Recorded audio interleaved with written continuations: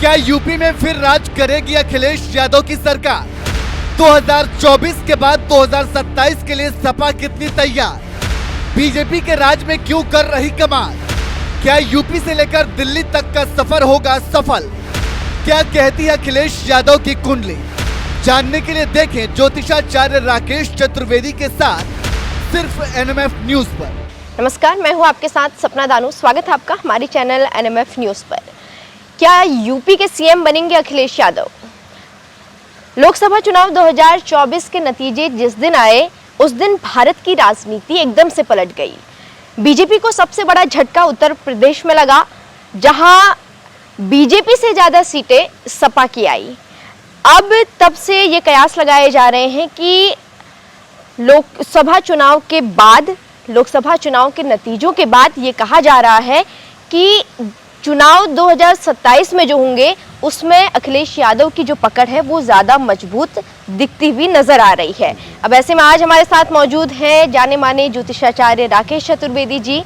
बहुत बहुत स्वागत है सर आपका हमारे चैनल में। नमस्कार सपना जी, नमस्कार दर्शकों। हर हर महादेव, शिव शंभू।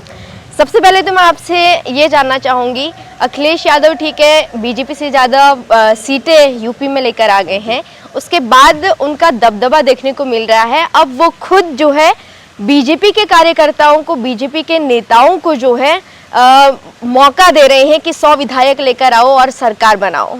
आपको क्या लग रहा है कि खुद सीएम बनने वाले अखिलेश यादव सीएम पद के लिए जो है केशव प्रसाद मौर्य की मैं बात कर रही हूँ, उनको जो है लालच दे रहे हैं? देखिए सपना जी, अखिलेश यादव की कुंडली में जी शनि, चंद्रमा, सूर्य एक साथ दशम भाव में हैं। शनि चंद्रमा के विषयोग के निर्माण से ना चाहते हुए भी पैतृक पक्ष से या पारिवारिक पक्ष से हमेशा उनको डिच मिला है, धोखा मिला है, मानसिक प्रताड़ना मिली है। अखिलेश यादव को पराजय देने वाला कोई अन्य नहीं है, सिर्फ उनके अपने घर के लोग हैं, अपने परिवार के लोग हैं। दूसरी चीज, आपके साथ भी और इस मंच पर भी कई बार हमने बोला है, अखिलेश यादव की कुंडली उनके पिता स्वर्गीय श्री नेताजी मुलायम सिंह यादव जी के कुंडली से कहीं मजबूत कुंडली राजनीतिक स्तर पर दिखाई देती जी। और उसका एक नमूना कह लीजिए कि एक प्रतिबिंब कह लीजिए, 2024 लोकसभा चुनाव में अखिलेश यादव ने अपनी रणनीति के माध्यम से दिखा दिया। दूसरी चीज, मैंने कई बार बोला है, मुख्यमंत्री तो वो बन ही चुके हैं, अब उसमें कोई संदेह नहीं है। एक बार पूरा शासन वो चला चुके हैं जी।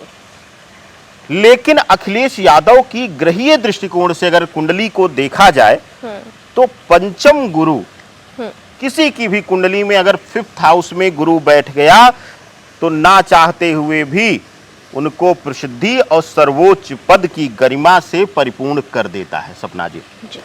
यही एक कारण है कि मेरी भविष्यवाणियों में हमेशा हमने कहा है, बड़े बड़े राष्ट्रीय समाचार चैनलों पर भी हमने कहा है कि अखिलेश यादव की कुंडली केंद्रीय सत्ता के करीब रहने की है।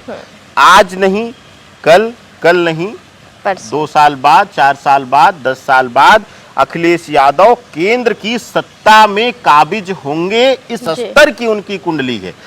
दूसरा, आपके सवाल का जवाब कि वह बीजेपी के नेताओं या केशव प्रसाद मौर्य को निमंत्रण दे रहे हैं। देखिए, शेर के बच्चे को कभी शिकार करना सिखाना नहीं पड़ता है जी। और खून तो मुलायम सिंह यादव जी का ही है जी। तो कैसे, कब किसको प्रलोभन देना है और किसके मन में क्या चल रहा है, वह अखिलेश यादव खूब अच्छी तरीके से जानते हैं। उन्होंने नहीं कहा कि सरकार बनाइए, उन्होंने सीधा लिख दिया कि 100 लाओ और सरकार स्वयं बनाओ।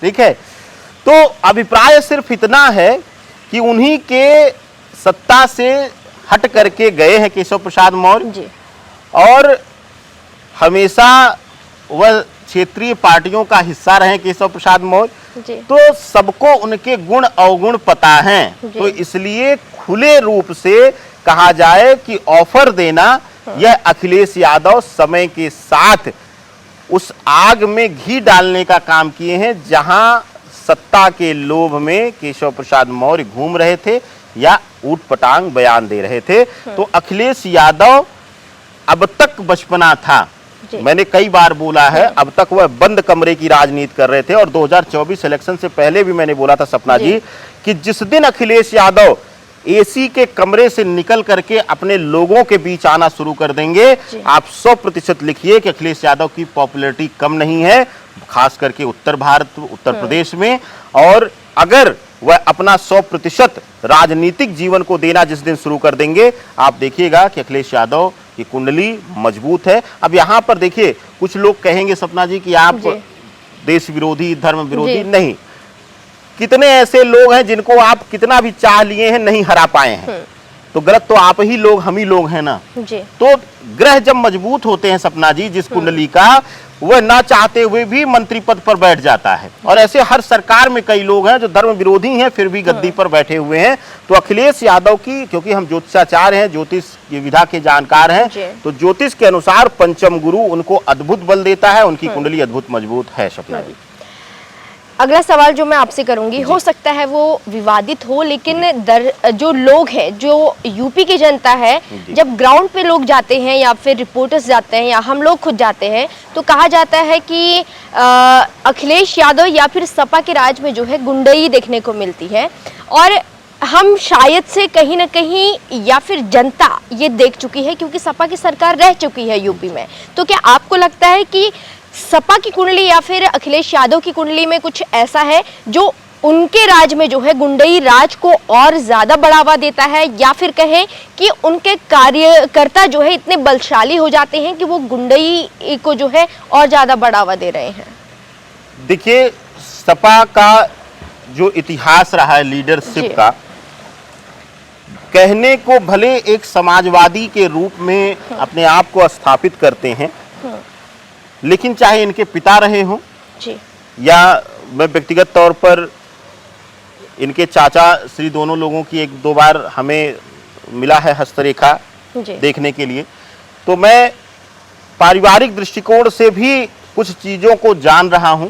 ग्रहीय दृष्टिकोण से राहु प्रधान लोग रहे हैं, ऐसे लोगों को एक वर्चस्व बनाकर रखना अच्छा लगता है, उस वर्चस्व के प्रभाव में रहना अच्छा लगता है सपना जी।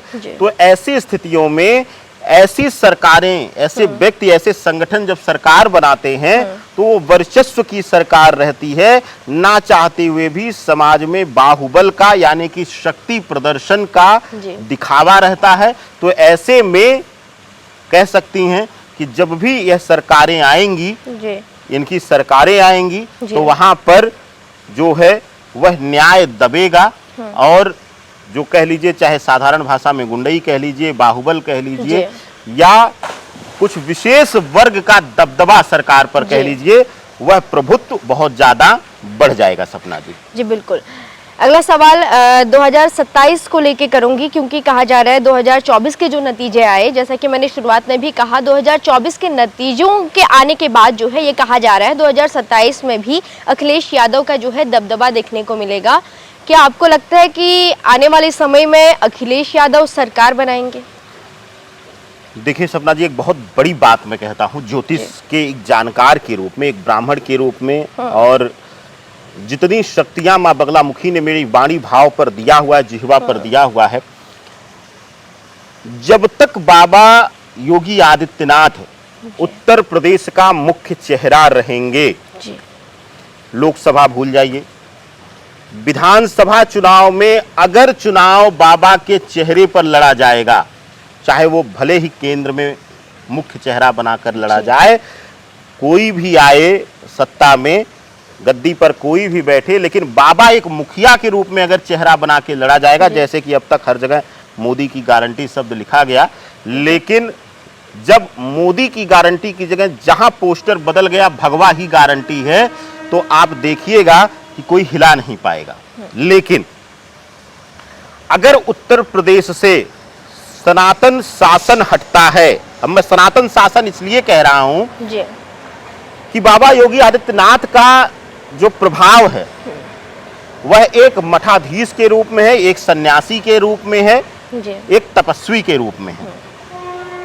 तो ऐसी स्थिति में अगर किसी तरीके से भी प्रभाव क्षीण होता है तो एकमात्र नेता उत्तर प्रदेश में बचते हैं अखिलेश यादव, जो ना चाहते हुए भी शक्तियों में, प्रभाव में, प्रभुत्व में, या कह लीजिए सिंहासन के दावेदारी में सबसे प्रधान चेहरा बनकर आ जाएंगे और सबसे मुख्य ताकत के रूप में उभरेंगे। सपना जी जी बिल्कुल, आखिरी सवाल मैं आपसे ये करना चाहूँगी कि कहीं ना कहीं अखिलेश यादव को सीएम पद के लिए तो देखा ही जा रहा है कि वो आने वाले समय में जो है सीएम बन सकते हैं, और वो नतीजों को देखकर भी हमें कहीं ना कहीं ऐसा लगता है कि हाँ वो सीएम बन सकते हैं। लेकिन सीएम से अगर हम आगे जाएं तो क्या आने वाले समय में क्या पीएम पद के भी वो दावेदार हो सकते हैं?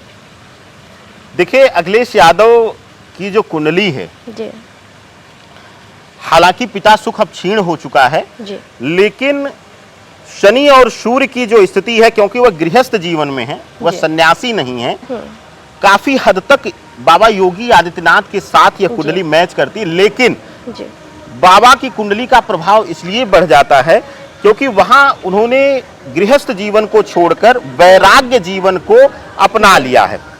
तो ऐसी स्थितियों में सूर्य का प्रभाव बढ़ जाता है। लेकिन अगर देखा जाए अखिलेश यादव की कुंडली में तो सूर्य का प्रभाव थोड़ा सा क्षीण होता है, या कह लीजिए कि शनि सूर्य की शत्रुगत युति में नकारात्मकता आती है, तो सर्वोच्च पद यानी प्रधानमंत्री पद तक नहीं जा सकती है यह कुंडली, उस स्तर पर यह कुंडली नहीं है।